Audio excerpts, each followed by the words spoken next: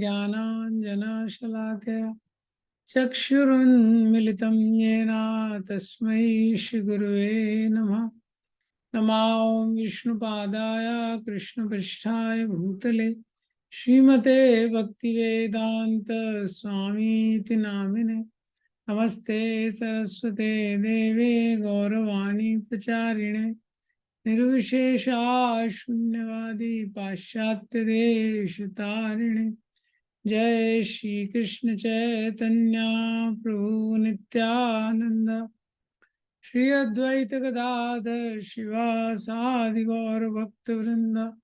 हरे कृष्णा कृष्णा कृष्णा हरे हरे, हरे रामो राम रामो हरे हरे।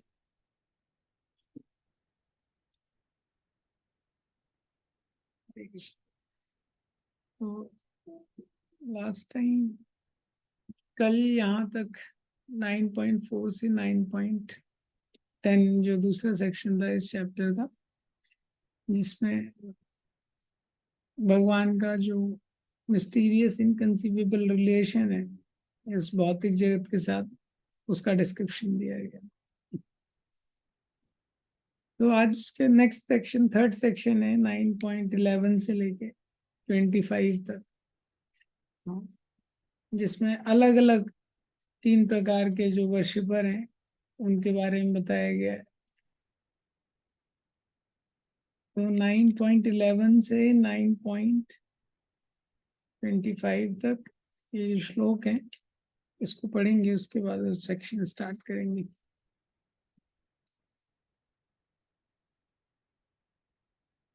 अवजानन्ति मां मूढा मानुषीं तनुमाश्रितं परं भावम् अजानन्तो मम भूतं महेश्वरम्।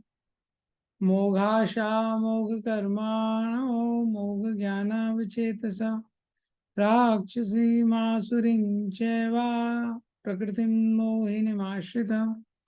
महात्मनास्तु मां पार्था दैवीं प्रकृतिमाश्रिता भजन्ते अनन्यमनसो ज्ञात्वा भूतादिमव्ययम्। सततं कीर्तयन्तो मां यदन्तश्च दृढव्रता नमस्यन्तश्च मां भक्त्या नित्ययुक्ता उपासते। ज्ञानयज्ञेन चाप्यन्ये जन्तो माम् उपासते एकत्वेन पृथक्त्वेन बहुधा विश्वतो मुखम्। अहं कर्तुरहं यज्ञः स्वादाहम् अहम् औषधं मन्त्रोऽहम् एवाज्यम् अहम् अग्निरहं हुतं। पितामहस्य जगतो माता धाता पितामहः वेद्यं पवित्रोऽंकारा ऋक्सां यजुरेव च। कतिर्भर्ता प्रभुः साक्षी निवासा शरणं सुहृत् प्रभवा प्रलयस्थानं निधानं बीजमव्ययम्। तपामि अहं वर्षं निग्रहामि उत्सृजामि च अमृतं चैव मृत्युश्च सद् असच्चाहमर्जुन। त्रैविद्यमां सोमपापूत पापा यज्ञैरिष्ट्वा स्वर्गतिं प्रार्थयन्ते ते पुण्यमासाद्य सुरेन्द्रलोकम् अश्नन्ति दिव्यान् दिवि देव भोगान्। ते तं भुक्त्वा स्वर्गलोकं विशालं क्षीणे पुण्ये मर्तलोकं विशन्ति। एवं त्रयी धर्मानुप्रपन्ना गतागतं कामकामा लभन्ते। अनन्यश्चिन्तयन्तो मां ये जना पर्युपासते तेषां नित्याभियुक्तानां योगक्षेमं वहाम्यहम्। ये अन्यदेवता भक्ता यजन्ते श्रद्धयान्विता तेऽपि मामेव कौन्तेय यन्ते या विधिपूर्वकम्। अहं मे सर्वयज्ञानां भोक्ता च प्रभुरेव च नातु माम् अभिजानन्ति तत्त्वेन तस्यन्ति ते। यान्ति देवव्रता देवान् पितॄन् यान्ति पितृव्रता भूतानि यान्ति भूतेजा यान्ति मध्यजनोऽपि माम्। तो यहाँ तक ये 9.11 से 25 तक ये सेक्शन है। तो 9 सिमिलर है, 9.4 से 10 तक भगवान ने अपना इनकंसीवेबल रिलेशन बताया। अब 9.11 से 25 जो सेक्शन है इसमें भगवान बता रहे हैं किस किस प्रकार से लोग भगवान को अप्रोच करते हैं, किस किस प्रकार से लोग भगवान की उपासना करते हैं, कैसी कैसी मेंटालिटी रहती है, कितने कमिटमेंट के साथ लोग भगवान की पूजा करते हैं। तो अलग अलग लोगों का अंडरस्टैंडिंग है। तो 11 और 12 श्लोक है। 11वें और 12वें में बता रहे हैं कि कुछ लोग होते हैं इम्पर्सनलिस्ट होते हैं, जो वो भगवान का जो शरीर है उसको साधारण समझते हैं, मानुषम देहम आश्रिता। फिर 13 और जो 14 श्लोक है उसमें जो केवल भक्त है, जो शुद्ध भक्त है, अनन्य भक्त है, उनके बारे में बता रहे हैं। फिर जो 15वां श्लोक है उसमें 3 प्रकार के उपासकों को इंट्रोड्यूस करते हैं। एक होते हैं मोनिस्ट या अहंग्रो उपासना उसको बोलते हैं, वो खुद को ही भगवान समझते हैं। प्रतीक उपासना जो डेमिगॉड वर्शिपर है, देवताओं की पूजा करते हैं। और दूसरे विश्व रूप उपासना, जो सब कुछ भगवान है, जो नेचर नेचर लवर होते हैं, तो उनको लगता है यही भगवान है। तो उसका डिस्क्रिप्शन है। फिर 16 से 19 में विश्व रूप उपासना उपासना के लिए बहुत सारे एग्जाम्पल दिए हैं, जो ये सारे श्लोक हैं। अहम कर्तुर, अहम यज्ञ, स्वादा अहम, अहम औषधम। और उसके बाद भगवान स्टैब्लिश करते हैं डेमिगॉड वर्शिप में क्या दोष है, वो सब बताते हैं। तो 11th जो श्लोक है यहाँ से 7th चैप्टर में भी इसके कंटेम्परेरी श्लोक दिए गए। अवजानन्ति माम मूढ़ा मानुषम तनुमाश्रितम। तो भगवान बोल रहे हैं कि अवजानन्ति माम मूढ़ा, मूढ़ा मीन्स फूलिश। जो मूर्ख लोग हैं वो अवजानन्ति, वो जानते नहीं है मुझे सही तरीके से।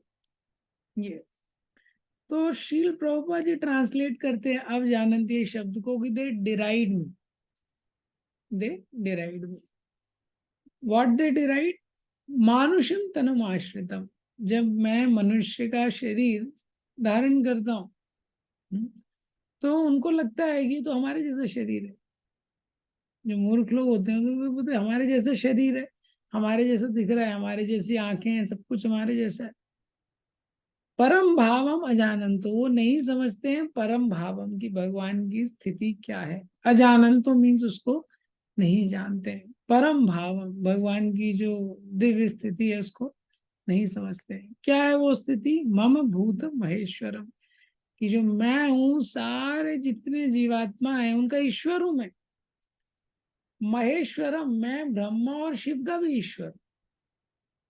महेश्वरम कंट्रोलर, ईश्वर का मतलब। तो ये वो नहीं जानते।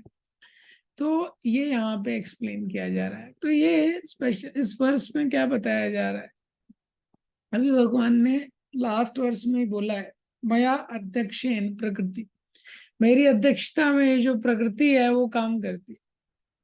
हाँ, अब यहाँ पे भगवान बता रहे हैं मम भूत महेश्वरम, मैं सबका कंट्रोलर हूँ। लेकिन ये कुछ लोग नहीं जानते हैं, जो मूर्ख लोग। तो भगवान बोलते हैं अब जानंती मां मूढ़ा। तो जो लोग हैं वो नहीं जानते हैं। अब इसमें दो शब्द हैं कि अब जानंती, और दूसरी लाइन में है अजानंती, कि जो मेरा परम भाव है मैं उसको नहीं।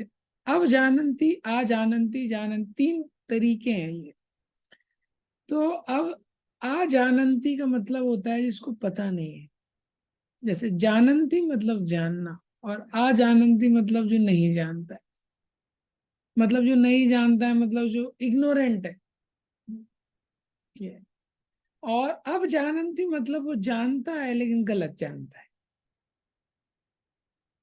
तो अब जानंती का मतलब क्या है? मिसअंडरस्टैंडिंग या रॉन्ग अंडरस्टैंडिंग। जानंती मतलब जो जानता है, जो ज्ञान में है। अजानंती मतलब वो अज्ञान में है। अवजानंती मतलब उसको ज्ञान है लेकिन गलत है।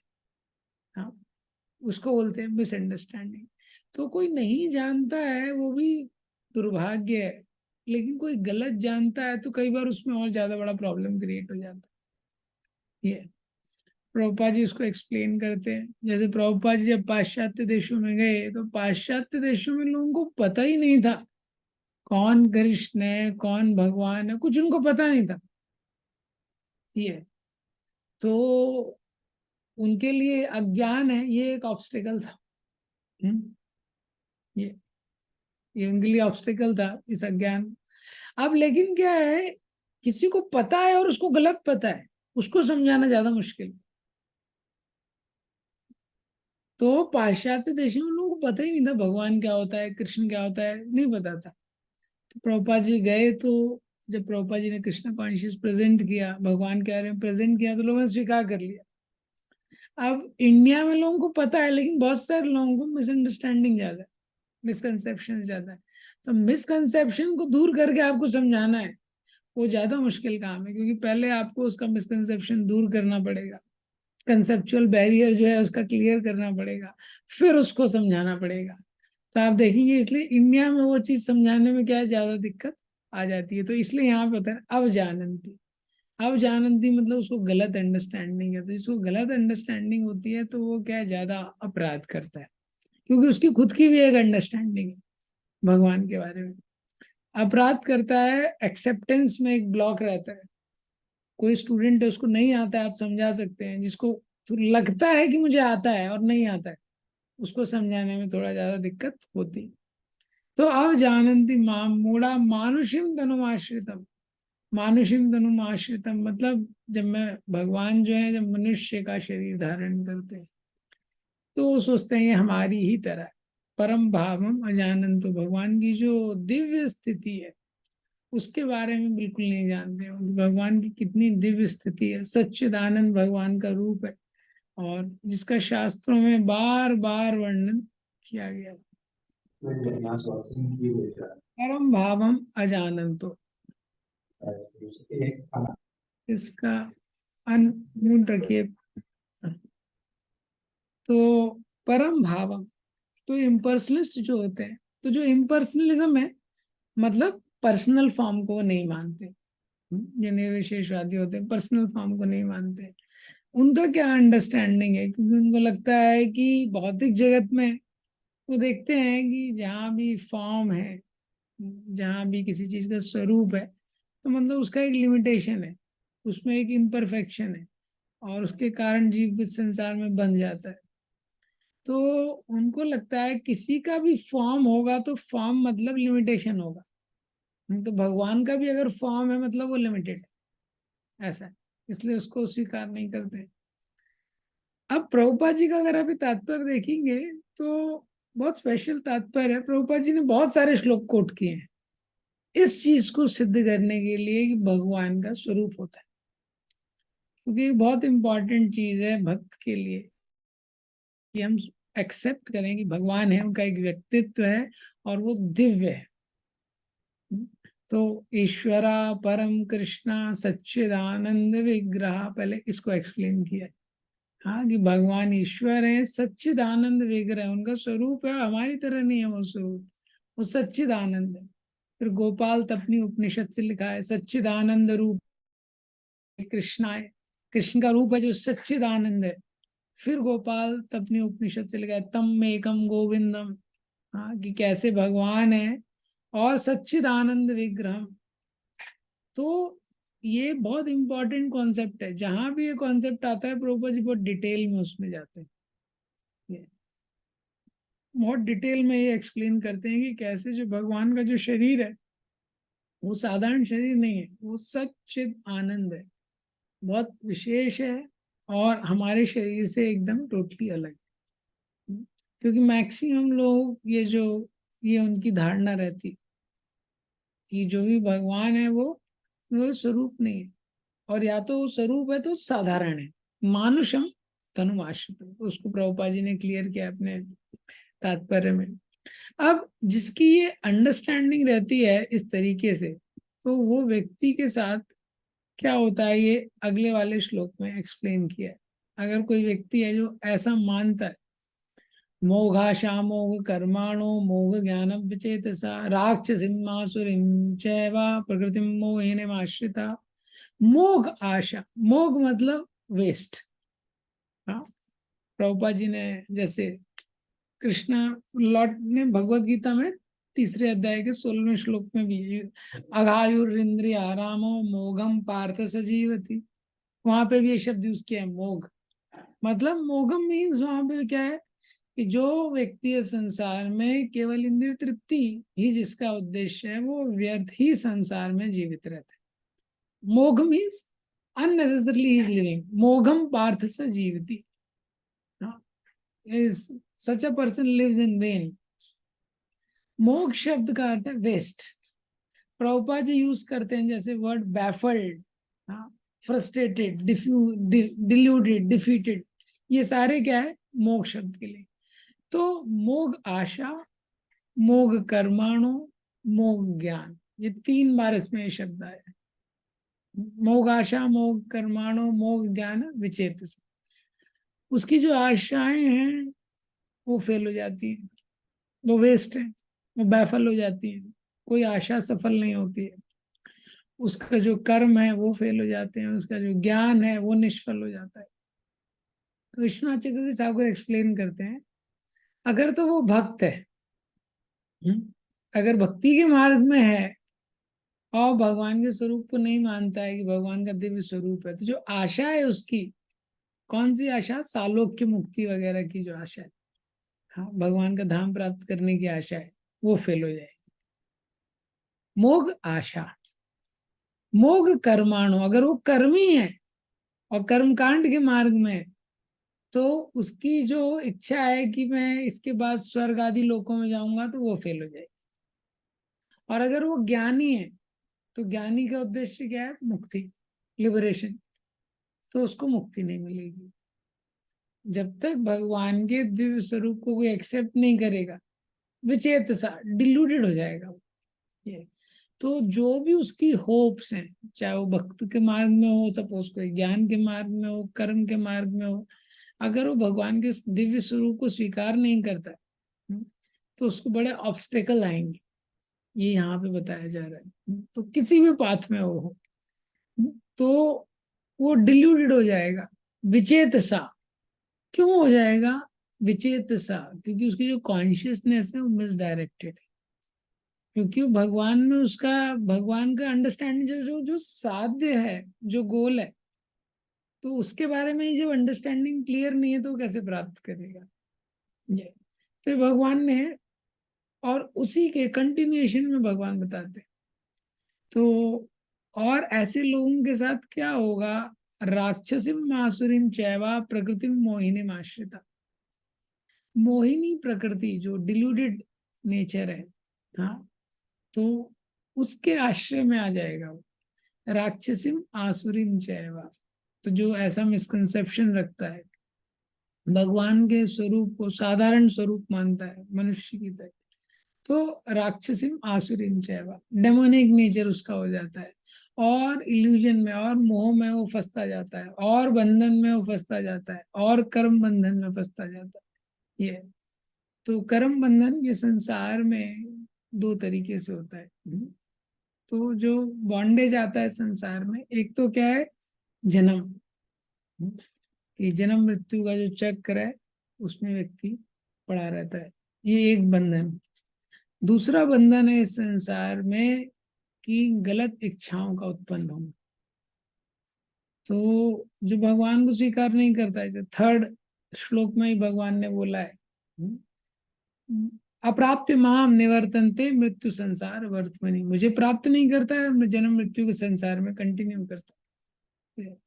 तो जन्म मृत्यु के संसार में बार बार आना ये बंधन है, और गलत इच्छाओं का आना, इसमें वो कॉटअप रहता है। तो ये प्रभुपाद जी ने यहाँ पे एक्सप्लेन किया है। तो ये जो 2 श्लोक हैं इसमें बहुत डिटेल में ये, अब प्रभुपाद जी का जो तात्पर्य है उसमें हम देखेंगे। ये एक श्लोक है, यो वेत्ति भौतिकम देहम कृष्णस्य परमात्मना सा सर्वस्मात् बहिष्कर्या श्रौत स्मार्त विधानता मुखम तस्य अवलोक्यापि सा चेलम स्नानम आचरेत्। जो व्यक्ति सोचता है कि भगवान का जो शरीर है ये साधारण है, ये जो भगवान का स्वरूप है ये साधारण है, ये ये एक साधारण मानव की तरह है, ये भौतिक है। सा सर्वास्माद बहिष्कार, उसको सब जगह से बहिष्कार कर देने से। ये श्लोक बोलता है, सारी श्रुति स्मृति सब जगह से मुखम तस्य अवलोक्यापि, अगर कोई व्यक्ति है वो समझता है कि भगवान का स्वरूप भौतिक है, अगर उसका चेहरा भी, उसका मुख आपने देख लिया, साचेलम स्नानम, साचेलम मीन्स कपड़ों सहित नदी में कूद जाना चाहिए अपने को शुद्ध करने के लिए। अगर ऐसे व्यक्ति को देख लिया जो भगवान का, तो ये देखिए इतना इतना स्ट्रांग ये श्लोक यहाँ पे बताया गया है। तो हम लोग घर में जब विग्रह का पूजा करते हैं तो हमको ये चीज का ध्यान रखना चाहिए। हमारा भगवान की जब पूजा करते, आराधना करते, तो हमारा क्या भाव है। इसलिए भगवान का जब भी श्रृंगार करते हैं, कुछ करते हैं, तो हमको ध्यान रखना चाहिए। जैसे जो डीटीज होते हैं, विग्रह को जब कुछ भी हम पहनाते हैं, पगड़ी पहनाते हैं, हाँ, भगवान के जब कान में ईयर रिंग्स पहनाते हैं, तो व्यक्ति को ध्यान रखना चाहिए, ऐसे ही नहीं कहीं भी उसको देखना चाहिए, भगवान को चुभना नहीं चाहिए। दिव्य है, मैं जिनके साथ डील कर रहा हूँ ये दिव्य है, ये साक्षात भगवान है। ये तो जैसा हम डील करते हैं वैसा भगवान आदान प्रदान करते हैं।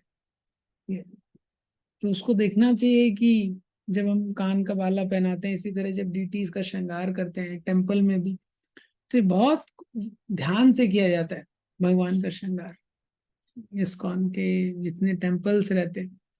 क्योंकि भगवान का जो शरीर, जो उनका जो शरीर है वो सच्चिदानंद है, तो उनको पिन कोई चुभना नहीं चाहिए। कई बार पगड़ी में बहुत सारे पिन्स लगाते हैं सेट करने के लिए, तो देखना होता है कि पिन भगवान के शरीर में नहीं चुभना चाहिए। भगवान के जब बाल निकाल रहे हैं भगवान का अभिषेक करने के लिए, तो वो ऐसे विग्रह का कोई भी कार्य जल्दबाजी में नहीं कर सकते। विग्रहों के साथ जो कोई भी कार्य करते हैं, हाँ, क्योंकि वो व्यक्ति हैं। ये संसार में हम भी, हमारा कोई काम धीरे हो जाता है, उसको फास्ट कर लेते हैं। कई बार किसी को लेक्चर सुनना है, टाइम कम है, वो स्पीड बढ़ा लेता है, 1 की जगह 1.5 प्ले स्पीड करके सुन सकता है। लेकिन विग्रह के साथ ऐसा नहीं कर सकते। उनको जब हम स्नान करा रहे हैं, कुछ करा रहे हैं, हर चीज बहुत सेंसिटिवली होती है। ये तो ये व्यक्ति का भी भाव होना चाहिए, क्योंकि वो दिव्य है, सच्चिदानंद वो है, और वैसे ही वो आदान प्रदान करते हैं। इवन हम जो लैमिनेशन घर में रख रहे हैं, जिनको भी हम भोग लगा रहे हैं, कुछ कर रहे हैं, तो उनको साफ करना, उसमें भी भगवान प्रकट होते हैं। व्यक्ति जैसे उनके साथ आदान प्रदान कर रहे हैं, जैसे आप उनके साथ आदान प्रदान कर रहे हैं, वैसे ही साक्षात भगवान प्रकट होते हैं। तो भगवान के शरीर को भौतिक समझना, ये बहुत बड़ा यहाँ पे बताया गया कि या यो वेति भौतिकम देहम, जो भौतिक समझता है भगवान के शरीर को, व्यक्ति का मुख देखने से भी पाप लग जाता है। और व्यक्ति को स्नान करना चाहिए। तो यहाँ पे बेसिकली सिद्धांत बताया जा रहा है कि जो गलत अंडरस्टैंडिंग है, अभी कोई सोचेगा कि इतना स्ट्रांग श्लोक क्यों बोला गया है।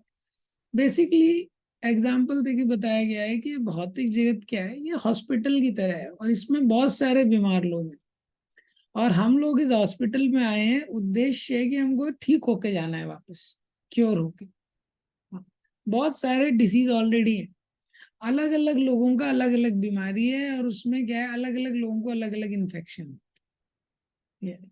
तो बाहर से जब किसी व्यक्ति को इन्फेक्शन होता है, हो सकता है बाहर से वो हेल्दी दिखे, लेकिन अंदर से कई बार उसको बहुत डेडली इन्फेक्शन होता है। तो जो डॉक्टर्स होते हैं वो ध्यान रखते हैं कि क्या है कि इसका इन्फेक्शन दूसरे व्यक्ति को ना फैले।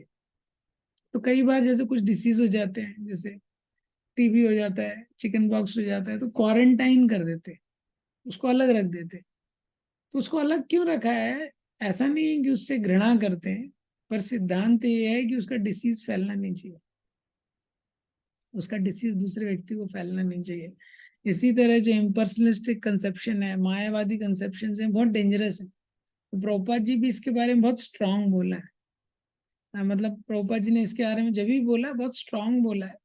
लेकिन डीलिंग्स में प्रभुपाद जी पर्सनल रहते थे, मायावादी भी प्रभुपाद जी से मिलने आते थे कई बार, और इम्पर्सनलिस्ट भी। प्रभुपाद जी पर्सनल डीलिंग्स बहुत अच्छे से करते थे, लेकिन डिवोटीज को बहुत सतर्क रखते थे, क्योंकि इनका इफेक्ट हमारे ऊपर बहुत, ये बहुत बड़ा इन्फेक्शन है, ये जो रॉन्ग कंसेप्शन। इसीलिए जो श्रवण की प्रक्रिया है, उसमें बहुत कॉन्शियस रहना बहुत इम्पोर्टेंट है। तो अगर ये आप सिद्धांत किसी के भी जीवन में देख सकते हैं, अगर कोई व्यक्ति श्रवण की प्रक्रिया में बहुत सावधान नहीं है, तो सब जगह से सब कुछ सुन रहा है, तो साधारणतः जनरली उसका ग्रोथ नहीं हो पाता है।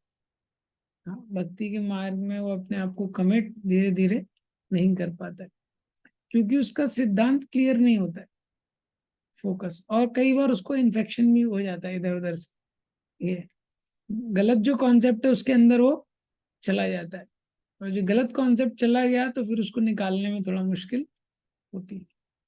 तो ये यहाँ पे बताया गया है। अब ये एक एक्सट्रीम भगवान ने बताया 11वें और 12वें श्लोक में। हाँ, अब 13-14 श्लोक में दूसरा एक्सट्रीम, जो भगवान के शुद्ध भक्त हैं। अभी जो बताया है कि ये लोग हैं जो भगवान को साधारण समझते हैं, भगवान के तत्व को नहीं जानते हैं। अब 13-14 में जो जानते हैं, महात्मनास्तु मां पार्था दैवीं प्रकृतिम आश्रिता भजन्ते अनन्य मनसो ज्ञात्वा भूतादिम अव्ययम्।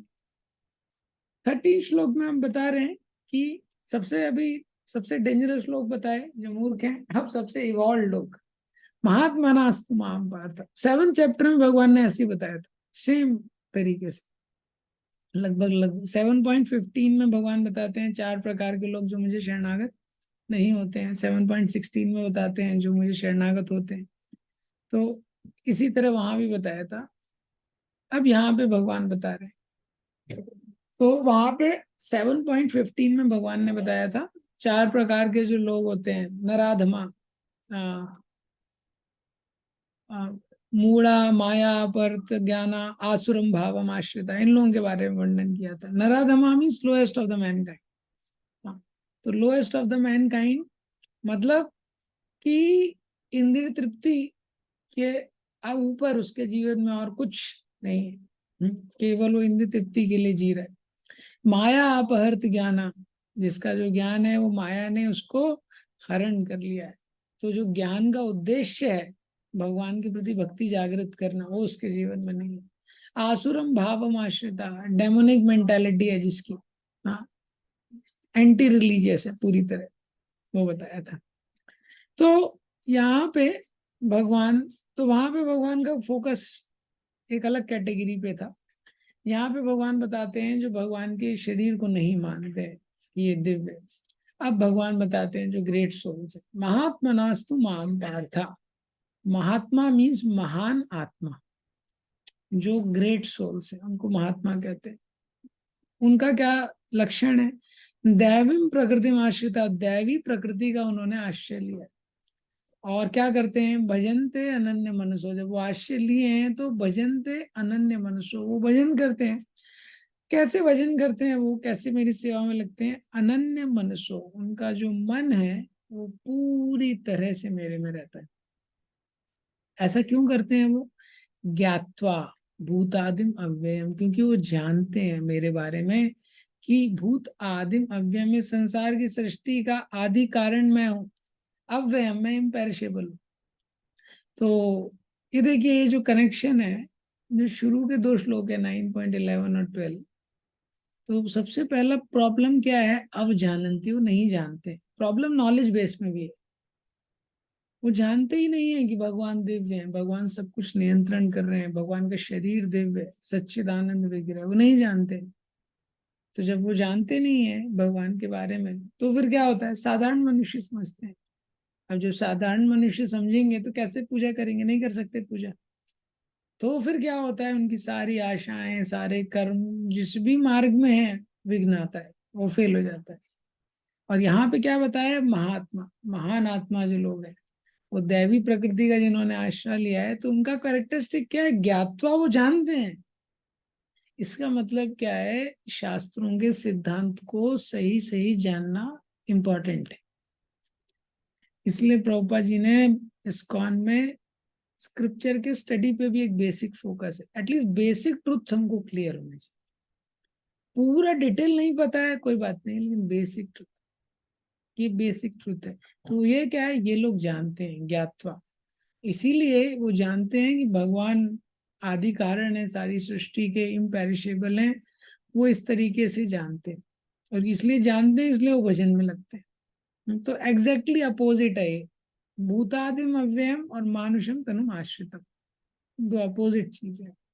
तो क्योंकि ये जानते हैं कि भगवान इतने, इसीलिए अनन्य मनसो, महात्मा का लक्षण क्या है, अनन्य रूप से भगवान के भजन में लगता है। प्रभुपा जी तात्पर्य में लिखते हैं महात्मा कोई रबर स्टैंप नहीं है। तो आज की डेट में बहुत लोगों के साथ लगा देते हैं महात्मा ये महात्मा वो, नहीं, लेकिन महात्मा शब्द का अर्थ है कि अनन्य रूप से जो भगवान के भजन में लगा है, अनन्य रूप से भगवान की सेवा में लगा है। हाँ, कोई देश की सेवा में, कोई समाज की सेवा में, उसमें महात्मा नहीं लगा सकते, ये सिद्धांत के हिसाब से जो भगवान ने भगवत गीता में दिया है।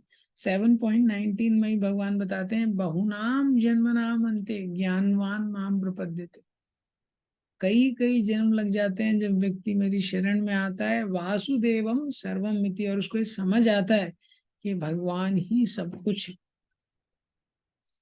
ये वो जो महान आत्मा है जिनको ये सिद्धांत समझ में आ गया है, हाँ, कि भगवान ही सब कुछ है और भगवान की भक्ति ही सबसे उत्तम साध्य है, तो जब हृदय में वो क्लैरिटी आ गई तो वो वही काम करेगा।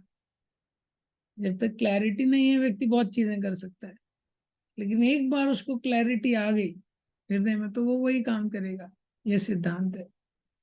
तो महात्मनास्तु माम पार्थ, दैवी प्रकृति, दैवी प्रकृति का मतलब है डिवाइन नेचर, जो दैवी प्रकृति है। आश्रिता मतलब उसका वो आश्रय लेते। हम्म। अब दैवी प्रकृति का मतलब राधा रानी भी। दैवी प्रकृति का मतलब ये राधा रानी का आश्रय लेते हैं। तो कुछ लोग हैं मोहिनी प्रकृति, मटेरियल नेचर का आश्रय लेते हैं, जो राक्षस लोग हैं, आसुरी प्रवृत्ति के लोग हैं, और जो दैवी प्रकृति के लोग हैं भगवान का आश्रय लेते हैं। तो जब भी हमें संसार में भोग करना चाहते हैं, हम भौतिक प्रकृति के अंडर में आ जाते हैं। कृष्ण भूलिया जीव भोग वांछा करे, निकटस्थ माया तारे झपटी अधर। और जब भी हमारी सेवा का भाव है, जो हम भगवान को प्रसन्न करना चाहते हैं, सेवा करना चाहते हैं, सेवा रूपी कर्म करना चाहते हैं, दैवी प्रकृति के आश्रय में आ जाते हैं। हाँ, तो दैवी प्रकृति का एक मतलब क्या है कि जो भगवान की डिवाइन नेचर है, जो राधा रानी है, ये तो उसके आश्रय में आ जाते हैं। जब हम भगवान के शरणागत होके भगवान की सेवा में लगना चाहते हैं, तो ये यहाँ पे बताया गया महात्मास के बारे में। तो अब जो महात्मा है उनके और कैरेक्टरिस्टिक्स जो नेक्स्ट श्लोक में उसका वर्णन किया गया है। तो जो 14 श्लोक है उसमें बताते हैं कि ये जो महात्मा है, अभी तो इंटरनल कैरेक्टरिस्टिक्स थे 13 श्लोक में, कि ये मेरी प्रकृति का आश्रय लेते हैं, मुझे भगवान मानते हैं, मेरे भजन में लगते हैं। लेकिन बाहरी रूप से कैसे पता चलेगा? अगर एक्सटर्नल सिम्टम देखना है महात्मा का, सततम कीर्तयन्तो माम यतन्तश्च दृढ़व्रता नमस्यन्तश्च माम भक्ता नित्य युक्ता उपासते। सततम मीन्स निरंतर, कीर्तयन्तो, कीर्तन मतलब भगवान का गुणगान करना, भगवान को ग्लोरीफाई करना।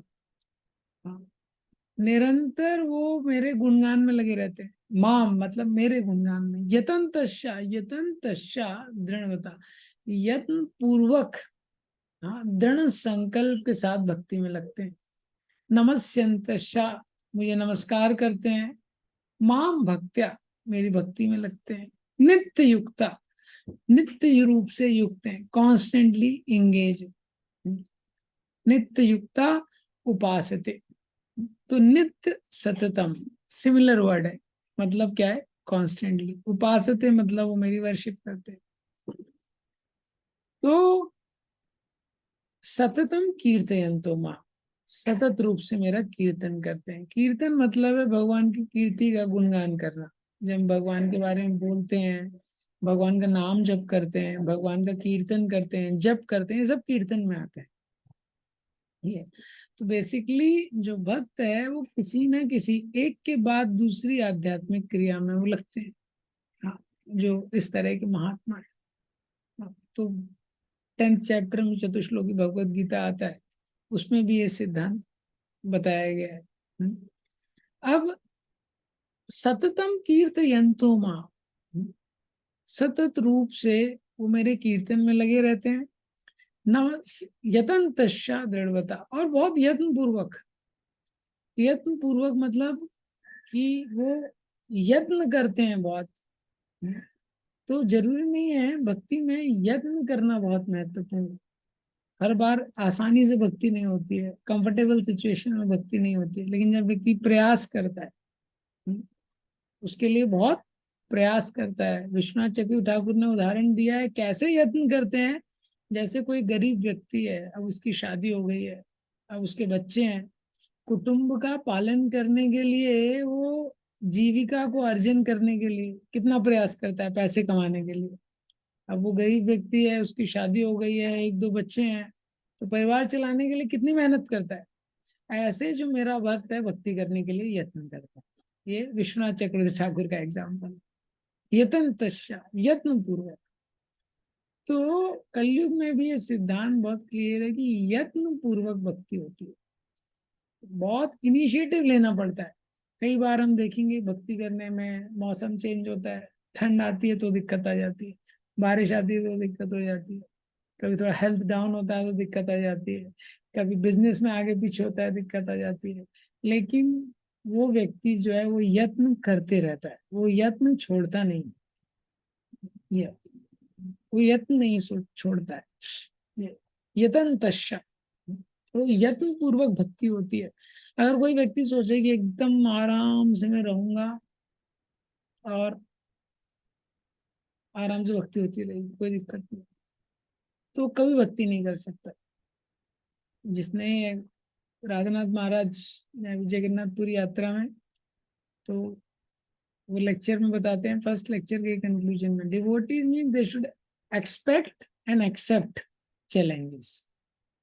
जब हम भक्ति के जीवन में लगे हैं, हमको एक्सपेक्ट करना चाहिए कि कुछ ना कुछ तो प्रॉब्लम आएगा उसमें, उसके लिए we should expect and we should accept, और हमको वो स्वीकार करना पड़ेगा, वो चुनौती के साथ भक्ति को करना है हमको, तभी हम भक्ति कर सकते हैं। तो जितना हम यत्न करते हैं उतना हम शुद्ध होते हैं, एक ही परिस्थिति में नहीं। कोई भी आप गेम भी देखेंगे, कोई वीडियो गेम जब खेलता था व्यक्ति, तो उसमें ऑब्स्टेकल बढ़ते जाते हैं ना। ऐसा नहीं रहता कि एकदम, जैसे अगर कार रेस का गेम चल रहा है तो पूरी रोड खाली है, उसमें वो कार चला रहा है, ऐसा होता है क्या? नहीं। तो उसमें भी कुछ ना कुछ ऑब्स्टेकल आता है। कोई भी आप चीज देखेंगे, ऑब्स्टेकल ही ग्रोथ का सेंटर। जब तक उसमें कोई बाधा नहीं आएगी तो व्यक्ति की प्रगति कैसे होगी। इसी तरह संसार में जो परिवर्तनशील परिस्थितियां हैं, वो सारी परिस्थितियों के साथ जब हम भक्ति के लिए यत्न करते रहते हैं, तो ये भगवान को बड़ा प्रसन्न करता है।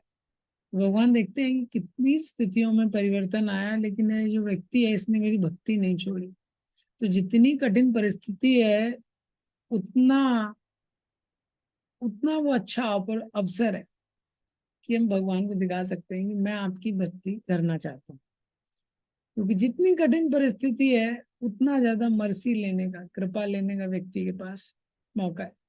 इसलिए इस्कॉन में प्रभुपाद जी का जो एटीट्यूड था, आप देखेंगे इतने सारे देशों में जो प्रचार चल रहा है, क्योंकि प्रभुपाद जी बहुत होपफुल थे। कुछ भी सिचुएशन हो गया, इतने सारे देशों में लोग जेल में गए हैं, प्रभुपाद जी गीता का वितरण कर रहे हैं, कोई जेल में चला गया, कोई प्रचार कर रहा है, किसी को कुछ हो गया। बहुत सारे इंसिडेंट हुए हैं, अगर आप हिस्ट्री जैसे ऐसे पढ़ेंगे बहुत इंसिडेंट्स हैं। तो प्रभुपाद जी कभी डिस्करेज नहीं हुआ। कोई जेल में चला गया तो प्रभुपाद जी मतलब कोई बात नहीं, जेल में चले गए तो वहीं पे चैंटिंग करो हरे कृष्णा। कहीं पे इस्कॉन पे कोर्ट केस हो गया तो बोलो कोई बात नहीं, जज को भी क्या है ना, बुक्स दे दो मेरी, तो बुक्स के बेसिस पे डिस्कशन करो। तो प्रभुपाद जी ने कभी होप छोड़ा नहीं ये, किसी भी जगह। प्रभुपाद जी बोला जिस भी परिस्थिति में है, हमको अपना जो स्वरूप धर्म है, ये जो भक्ति करना है, वो हमको छोड़ना नहीं। ये यहाँ पे बताया गया यतन तस्या, यतन तस्या दृढ़ व्रता। दृढ़ व्रता मीन्स दे एंडेवर। मेरे जो भक्त हैं, महात्मा जो लोग हैं, वो प्रयास करते हैं। और कैसे करते हैं? दृढ़ संकल्प के साथ। हाँ, दृढ़ संकल्प के साथ प्रयास करते हैं। अनन्य मनुष्य, उनका जो मन है वो एक जगह रहता है और कोई डिस्ट्रैक्शन उनके मन में नहीं रहता है। तो जब ये बोला गया है कि भजनते अनन्य मनुष्य, एक मन के साथ मेरा भजन करते हैं, तो दृढ़व्रता बोलने की कि ऐसा ऐड करने की क्या जरूरत है यहाँ पे। हाँ, कि अनन्य मन से, जब बोला है कि अनन्य मन से इनका मन मेरे में लगा हुआ है, तो ये क्यों ऐड किया है कि यत्न यतन तस्या दृढ़व्रता। क्योंकि मन का स्वभाव क्या है ना कि यहाँ वहां जाएगा, और मन का स्वभाव क्या है कि वो भगवान की सेवा नहीं करना चाहता। इसीलिए दृढ़ व्रता बताया गया है कि वो भगवान से प्रेम करते हैं। तो जहाँ प्रेम है ना, व्यक्ति यत्न पूर्वक और संकल्प पूर्वक सेवा में लगता है। तो प्रेम का स्वभाव क्या है? Love means we want to do wonderful things for the beloved. जिससे हम प्रेम करते हैं उसके लिए हम कुछ विशेष करना चाहते हैं, ये प्रेम का स्वभाव है। और लव मतलब क्या है कि जो भी चैलेंजिंग थिंग्स हैं, उसके लिए कोई भी चुनौती व्यक्ति ले सकता है, जिससे प्रेम करता है उसको प्रसन्न करने के लिए। तो इसी तरह महात्मा का स्वभाव दिया गया। जैसे प्रभुपाद जी ने इतना एंडेवर लिया, इतना प्रयास लिया कृष्ण के लिए। 70 साल की उम्र में प्रभुपाद जी गए और उसके बाद इतनी सारी चुनौतियां, कृष्ण से प्रेम करते थे। जुहू के मंदिर के ऊपर, हाँ, जितना लीलामृत कंडेंस का हिंदी वर्जन है, उससे बड़ा बुक लिखा है गिरिराज महाराज ने केवल जुहू मंदिर के स्ट्रगल के ऊपर। देखिए, इतने कोर्ट केस हुए, इतना इतनी कठिन परिस्थितियों में तमाल कृष्ण महाराज और विदेशी भक्त वहां रहते थे। प्रभुपाद जी ने लेकिन प्रॉमिस किया था राधा रास बिहारी को, हाँ, I will build a palace for you, कि आपके लिए मैं एक महल का निर्माण करूंगा। और उसके लिए प्रभुपाद जी ने इतना संघर्ष किया, इतना लड़ाई की। तो ये सिद्धांत यहाँ पे बताया गया है। जब हम प्रेम करते हैं, अगर हम भगवान की भक्ति करना चाहते हैं, तो वो हमारे जीवन में भी दिखना चाहिए। प्रभुपाद जी रात में कुछ ही घंटे सोते थे। ऐसे रात में जग जग के प्रभुपाद जी ने, हाँ, ये ग्रंथ लिखे। रात में जग के प्रभुपाद जी ने ग्रंथ लिखे। ये संसार में रात की नींद व्यक्ति को बहुत प्रिय होती है। स्लीप से व्यक्ति कॉम्प्रोमाइज नहीं करता, गलती से रात में छूट जाए तो दिन में अकाउंट पूरा करता है।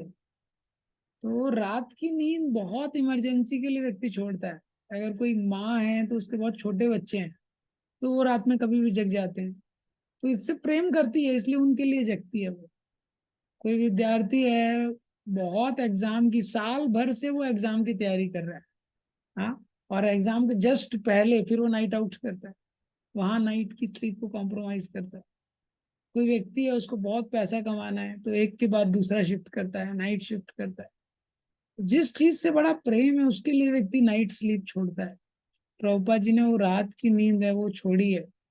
और 12 साढ़े 12 बजे उठ के प्रभुपाद जी ग्रंथों को ट्रांसलेट करते थे, बुक्स को ट्रांसलेट करते थे। तो ये प्रेम है। तो हम, हमारा कितना प्रेम है कृष्ण से, हम वो देख सकते हैं।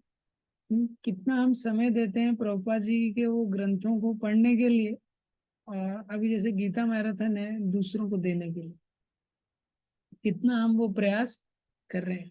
ये यतन तस्या दृढ़व्रता, एक डिटर्मिनेशन के साथ हमको भगवान की सेवा में लगना चाहिए। हमको प्रयास करना चाहिए जितना भी हम लोग कर सकते हैं।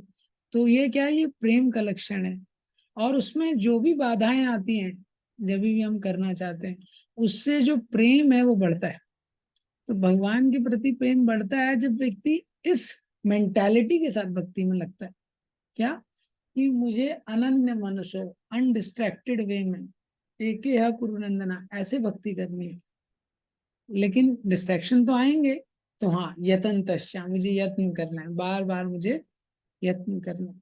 और दृढ़वता, मुझे संकल्प के साथ, संकल्प लेके कि ये करना ही है। संकल्प पूर्वक, जब व्यक्ति संकल्प पूर्वक कोई कार्य करता है तो उसको करने में थोड़ा आसानी होती है। अगर उसको संकल्प नहीं लिया है तो छोटा सा ऑब्स्टेकल आए छोड़ देगा। जैसे किसी व्यक्ति ने संकल्प ले लिया कि हाँ आज मंदिर जाना है, तो जैसे ही उसने दरवाजा खोला, देखा थोड़ी थोड़ी बारिश हो रही है, लेकिन उसने संकल्प लिया आज तो जाना है मंदिर, तो वो ठीक है छाता निकालेगा। हम्म। फिर थोड़ा आगे जाएगा, देखेगा आज तो ऑटो नहीं मिल रहा है। हम्म। लेकिन उसने संकल्प लिया है तो कुछ देखेगा, बस ढूंढेगा, कुछ तो करेगा। लेकिन ऐसा है कि चलो देखते हैं, चलना है नहीं चलना है, उसके माइंड में क्लैरिटी नहीं है, अगर संकल्प नहीं है। हम्म। चल भी सकते हैं, नहीं भी चल सकते हैं, और दरवाजा खुला उसने, बारिश हो रही, क्या करेगा? तुरंत दरवाजा बंद करेगा, सो जाएगा। तो अगर संकल्प नहीं है तो छोटा सा भी ऑब्स्टेकल है वो बहुत बड़ा ऑब्स्टेकल हो जाता है। लेकिन जब व्यक्ति संकल्प ले, कुछ भी हो ये तो करना ही है, मुझे भक्ति करना है, मुझे मॉर्निंग प्रोग्राम करना है, मुझे जप करना है, तो संकल्प लेता है तो वो व्यक्ति कर सकता है। जैसे भौतिक चीजों के लिए व्यक्ति संकल्प लेता है, मंदिर जाना है उसके लिए ये व्यक्ति सोचता है सारी सिचुएशन अनुकूल होगी तभी जाऊंगा।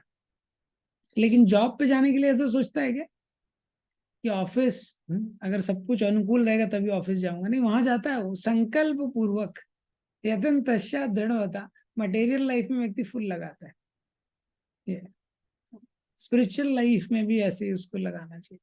नमस्यन्तश्च माम भक्ता, नमस्यन्तश्च, नमस्यन्त मतलब नमस्कार करना।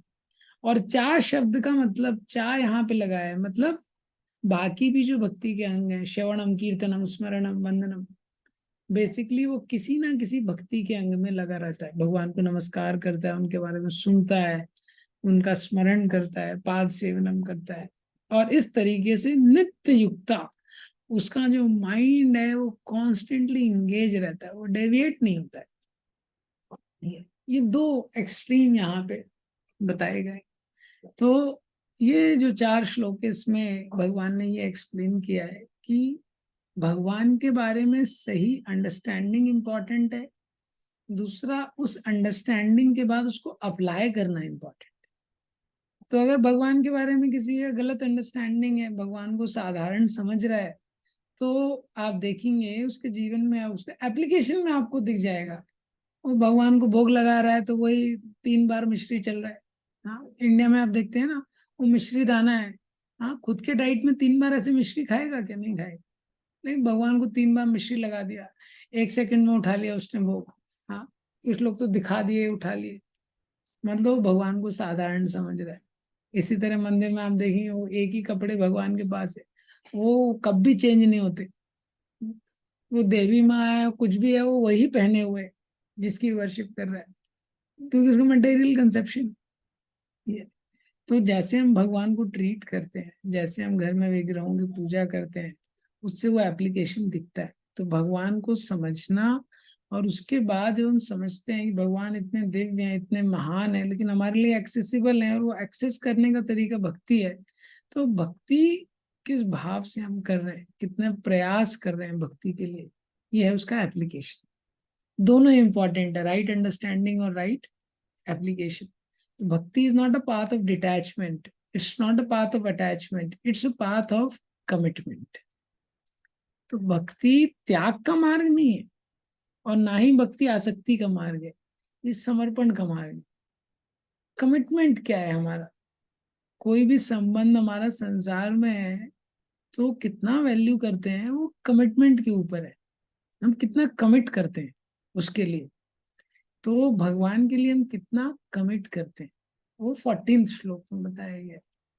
भगवान का श्रवण करने के लिए, स्मरण करने के लिए, जप करने के लिए, भगवान की सेवा करने के लिए। तो जितना हम कमिट करेंगे भगवान के लिए, जितने यत्न करेंगे, जितने संकल्प पूर्वक करेंगे, हाँ, तो उतना जो ये नॉलेज है कि भगवान दिव्य है, भगवान वो हमारे हार्ट में उसको प्रकाशित करेंगे ये। और लाइफ में हमारे उतना स्वीटनेस जो है वो बढ़ जाएगा। ग्रंथराज श्रीमद् भगवद गीता की जय। श्रील प्रभुपाद।